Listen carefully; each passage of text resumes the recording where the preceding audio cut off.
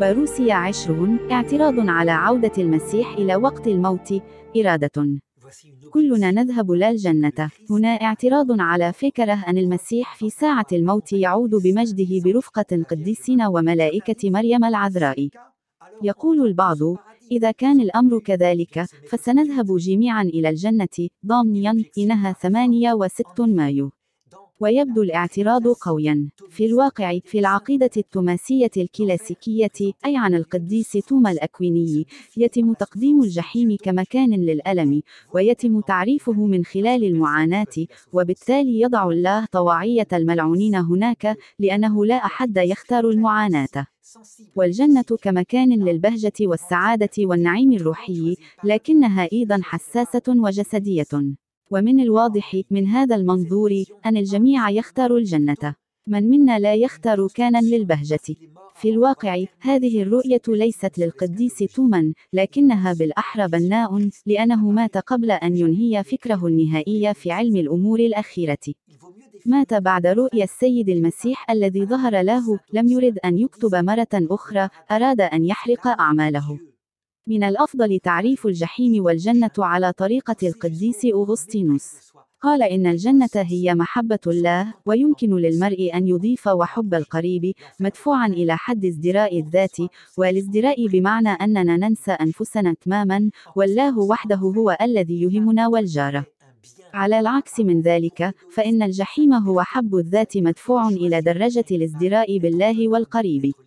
وعليه يوجد في الجحيم خير ظاهر للأناني، ألا وهو حريته.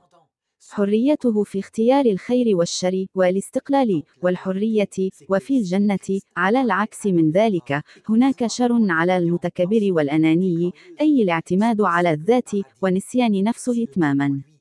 فالحقيقة هي أنه إذا ظهر المسيح في ساعة الموت ورأينا نراه في بشريته المجيدة، فما هي الجنة؟ وإذا ظهر له الشيطان وأظهر في كامل النور ماهية الجحيم، فنحن لسنا جميعا.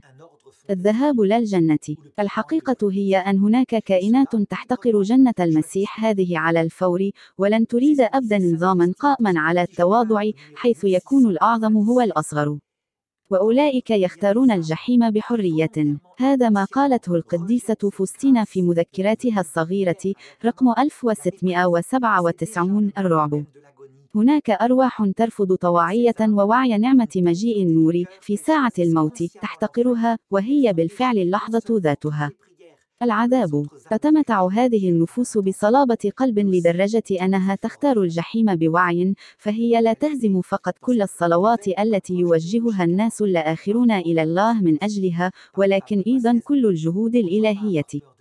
في الواقع، في هذا النهج اللاهوتي الجديد الذي قدمته مارثا روبن والقديس فوستينا والبابا بنديكتوس 16، يجب ألا نخاف الله، فهو ليس فجأة شخصا آخر يظهر نفسه بعدالة صارمة، إنه هو نفسه. الحقيقة والمحبة فيه متحدتان. يجب أن نخاف من أنفسنا، لأن أنانيتنا ستجعلنا نميل إلى الجحيم، بينما كل ما هو حب في أنفسنا، الحب البشري، كما يقول يسوع، سيجعلنا نميل إلى المسيح. كل رجل طيب النية يذهب إلى المسيح. لذلك ستكون معركة هرمجدون في أرواحنا معركة حقيقية، وبوصولنا المتواضعين سنكسبها من أجل الفردوس. أعني بالوصول جاهزا للاعتراف بخطاياه، سنكسبه الجنة.